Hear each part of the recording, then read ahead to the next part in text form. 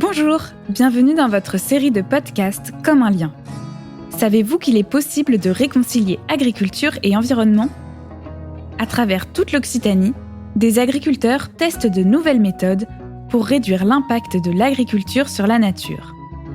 Souvent pointés du doigt quand on parle de climat, les agriculteurs se mobilisent pour inventer de nouvelles pratiques, explorer des méthodes naturelles et transformer le monde rural pour faire face aux défis d'aujourd'hui. Je m'appelle Diane et je travaille à la Fédération régionale des CIVAM d'Occitanie. À travers ce podcast, nous allons vous faire découvrir une nouvelle manière de faire de l'agriculture grâce à la force du collectif et de l'agroécologie. Nous irons à la rencontre d'agricultrices et d'agriculteurs qui font bouger les lignes en s'engageant pour une véritable autonomie des fermes et une agriculture plus durable. C'est très important d'abord de favoriser la biodiversité. Le cœur de mon métier, c'est la production de miel. J'ai voulu faire une saison de maraîchage pour voir un peu, mettre les mains dans la terre.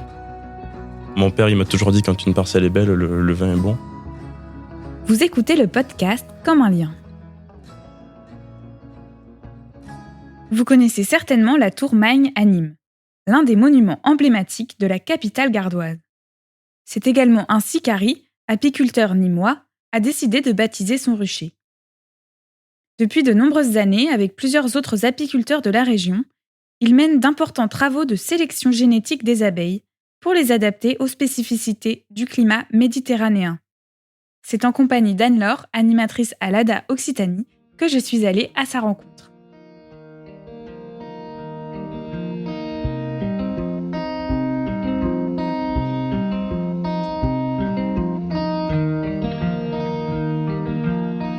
Bonjour, je m'appelle Harry Charas, je suis apiculteur professionnel à Nîmes dans le Gard. J'ai 400 ruches, 200 essaims et le cœur de mon métier, c'est la production de miel, la pollinisation et la vente d'essaims. Harry, tu es apiculteur et avec d'autres collègues de la région, tu as choisi de travailler sur la génétique des abeilles. Est-ce que tu peux nous expliquer quels sont les critères de sélection ? Alors pour moi, les critères de sélection sur la génétique, c'est savoir si une ruche a des réserves pour passer l'hiver, c'est savoir si une ruche est douce, s'il y a une bonne tenue des abeilles sur les cadres, si on n'a pas d'essaimage, si nos abeilles et notre ruche est plutôt précoce, donc commence et se développe très tôt, et si en hiver on a bien un arrêt de ponte. Est-ce que tu peux nous expliquer comment vous travaillez en collectif avec cette idée d'adapter l'abeille au contexte méditerranéen ? Alors en fait, on a un rucher en commun qui se situe au milieu de ces 4 départements dont nous venons tous, où dans ce rucher, on se rencontre tous une fois par an pour faire une visite de printemps. Et lors de cette visite, par rapport aux critères qu'on a établis de sélection, on va regarder les abeilles et les ruches qui sont le plus en capacité d'autonomie alimentaire. C'est ce qu'on appelle en fait des ruches remarquables. C'est ce qui vient de nos exploitations et c'est le meilleur du meilleur qu'on a chacun amené. Donc amené localement dans ce rucher qui se situe à Gignac, où là on essaie vraiment d'orienter notre sélection sur l'autonomie alimentaire de notre abeille. On a déposé en créant ce groupe, ce CETA, donc en 2016, un GI2E qui nous a permis en fait de travailler sur une abeille locale et de commencer à sortir les premiers critères. Et là, en 2022, on a redéposé un GI2E pour travailler vraiment plus précisément sur l'autonomie alimentaire. Autonomie alimentaire qui devient vraiment très importante pour nous, due un petit peu au réchauffement climatique. Donc en t'écoutant, on comprend que le réchauffement climatique constitue une réelle menace pour les abeilles. Est-ce que la sélection apicole, c'est une réponse efficace ? Alors la sélection apicole, c'est une réponse efficace, mais je voudrais d'abord définir un peu plus ce qu'est pour nous le réchauffement climatique. Donc le réchauffement climatique, c'est des degrés en plus, c'est beaucoup d'eau en moins. Et il faut savoir que le miel, au départ, c'est 70% d'eau et c'est entre 20 et 30% de matière sèche. Donc en fait, sans eau, pas de miel. Donc pour nous, le réchauffement climatique, c'est un réel problème. et un véritable danger pour l'exploitation. Ça nous oblige à être de plus en plus réactifs. Nos circuits de transhumance ont évolué. Les mielées sont de plus en plus courtes, sont même de plus en plus tôt.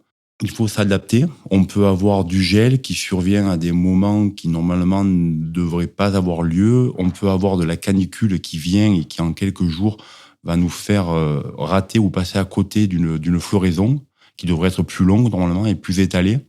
Donc, d'où ce besoin de réactivité et de pouvoir déplacer nos abeilles quand on a un champ de thym qui a gelé ou qui a subi un manque d'eau en hiver ou qui tout simplement a eu de la canicule et est complètement brûlé par le soleil.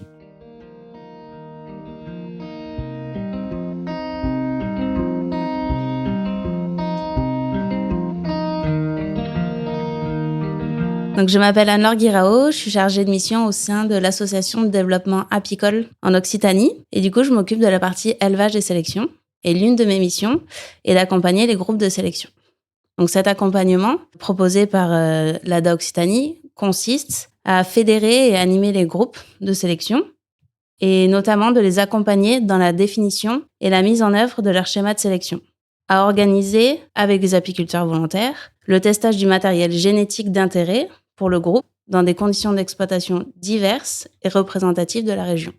Anne-Laure, on vient d'écouter le témoignage d'Harry qui nous a expliqué l'importance de travailler sur la génétique des abeilles. Est-ce que toi, tu peux nous expliquer pourquoi c'est essentiel aujourd'hui pour les apiculteurs de pratiquer cette sélection en collectif ?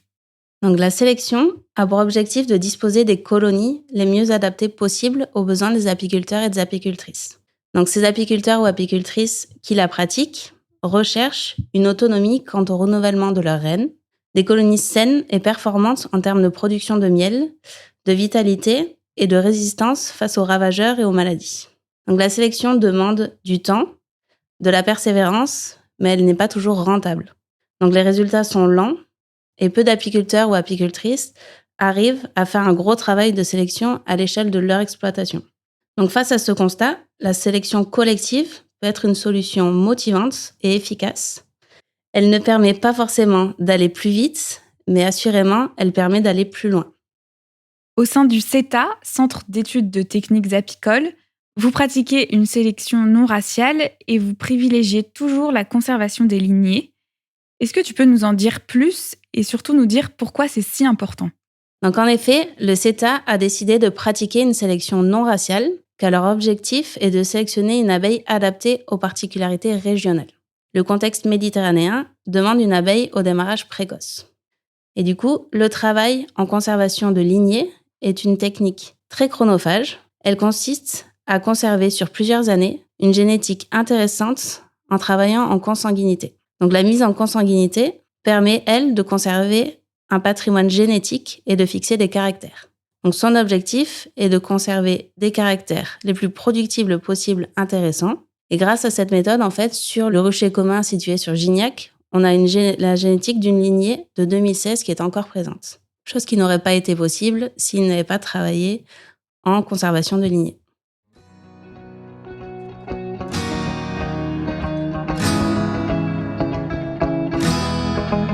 Vous l'avez compris, face aux problématiques liées au changement climatique, les apiculteurs doivent agir collectivement et imaginer de nouvelles solutions pour pérenniser leurs activités. Et bien entendu, la sélection génétique au sein d'un collectif est l'une de ces solutions. Si cette expérience vous a inspiré et que vous avez envie d'en savoir plus, alors rendez-vous sur le site de l'ADA Occitanie pour découvrir les nombreuses actions menées par l'association. En attendant le prochain épisode, vous pouvez consulter le site web de la Fédération régionale des CIVAM d'Occitanie et également nous rejoindre sur les réseaux sociaux pour découvrir nos projets et échanger avec nous.